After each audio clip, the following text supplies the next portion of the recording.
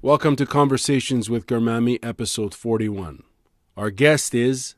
My name is Zoe Mallett, and I'm a volunteer with the One World Film Festival. I've been helping to organize the festival for the past 6 years. How has that 6 years working with the festival been?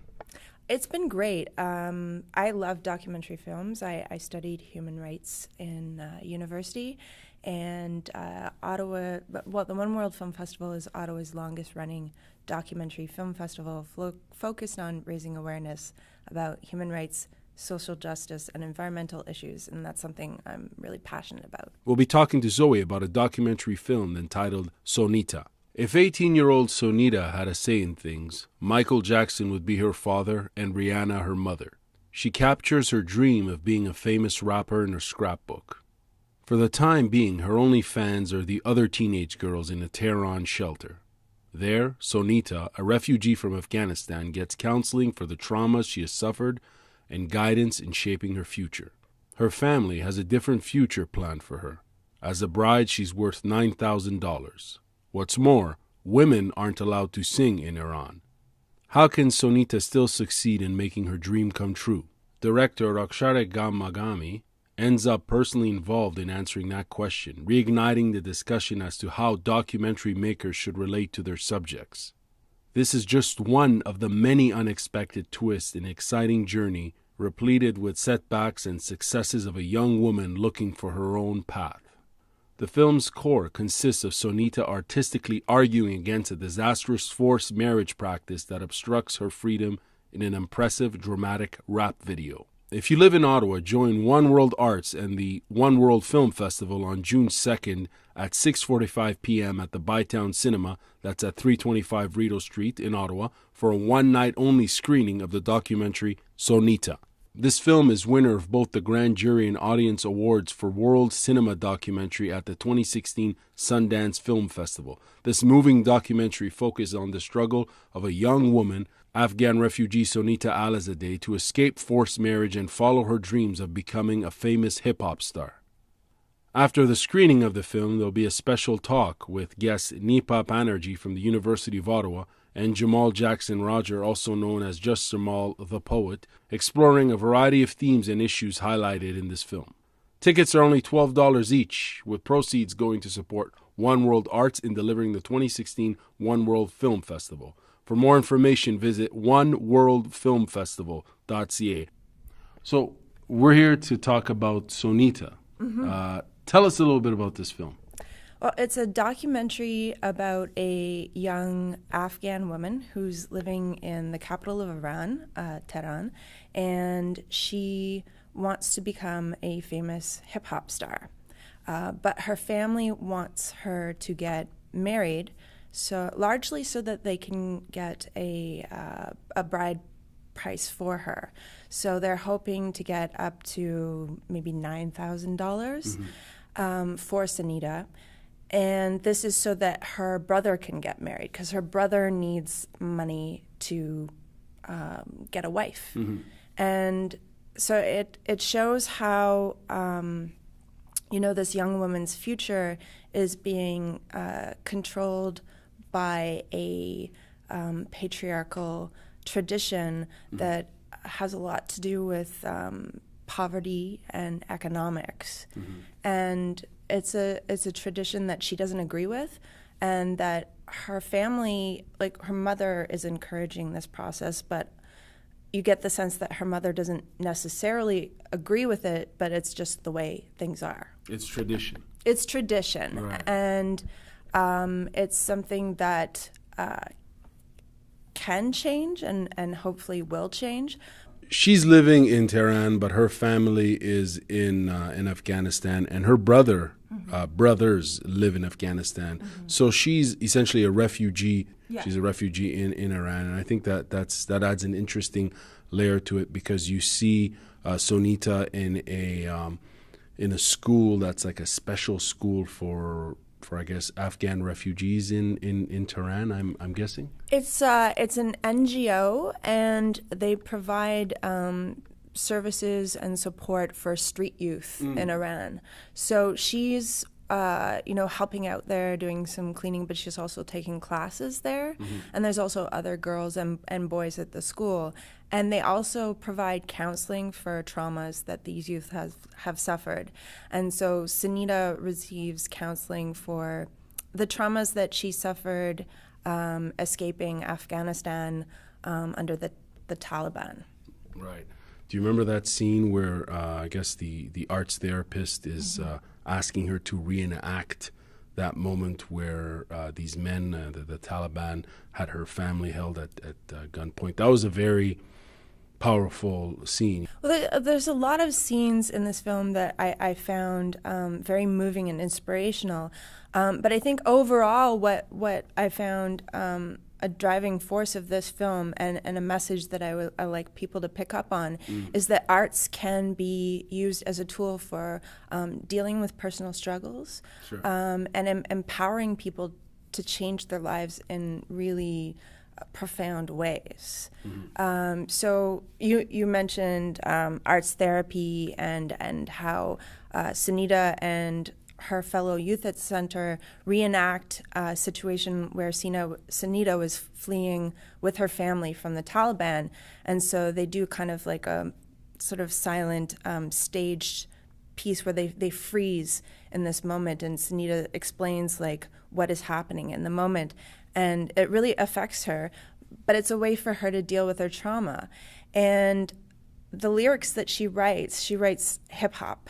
And I love hip hop, so that really spoke to me. And she describes just personal situations that she's coping with. So her family wants her to get married against her will. So she talks about how it feels to be a girl whose family wants to basically like sell her for a price, and how she loves her family and she wonders, why are you doing this? And it's just a really beautiful film for exploring how artistic expression can be used as a tool for exploring personal struggles, but also as a tool for activism and change. Because Sonita has become, she campaigns on an international level now to end child marriage, and her music and the hip hop lyrics that she writes deal with some of those issues, like addressing child marriage and ending it. Right. Do you remember that scene where she's trying to get a producer or a sound engineer to record her song, her hip hop song, and what happens then in those situations? Well, first she goes to see someone who they're hoping will record her music and maybe do a video. And the guy listens to one of her raps, which is about, fortune cards and luck. And he says, well, that's good, but it's not very original. Like, what else have you got?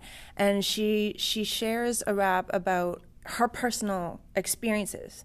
And he likes that a lot better, and it just shows like how her story has power, and sharing her story through hip hop, and it allows her to connect with people in a really meaningful way. And you also see that when she shares a rap that she's written with a friend of hers, whose family is pressuring her to get married against her will.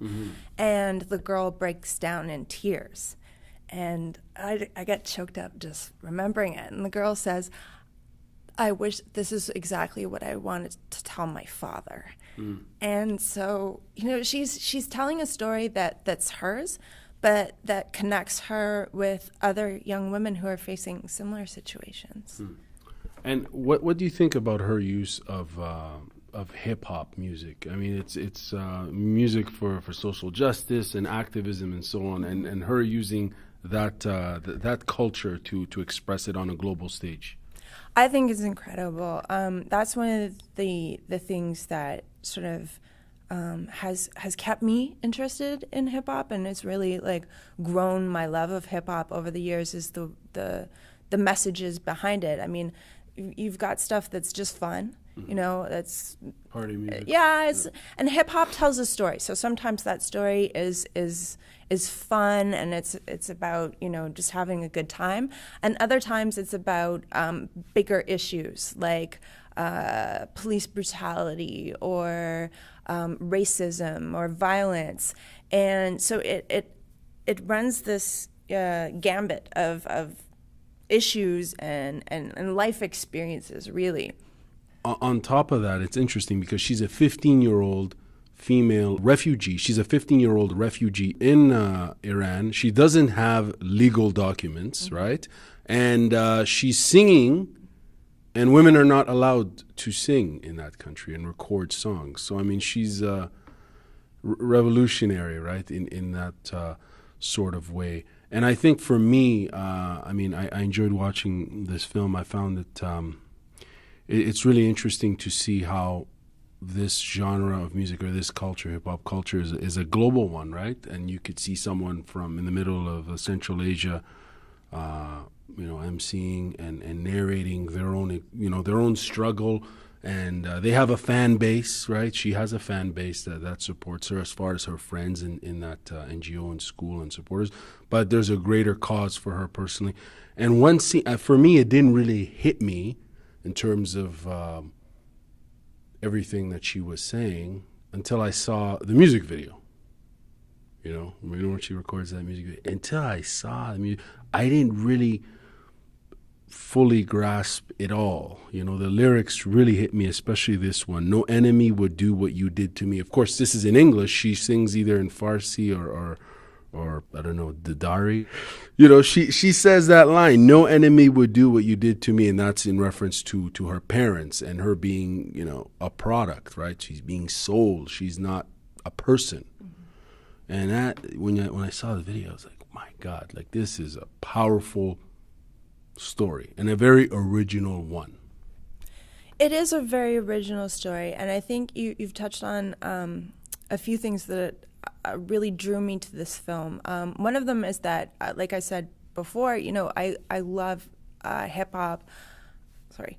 I think you've touched on a few things that are really important and that drew me to this film. And that's that, as I mentioned, I have a background in human rights, and that's something I'm passionate about. But I also love hip-hop. And this documentary combines those two elements in a way that I thought was really well executed. And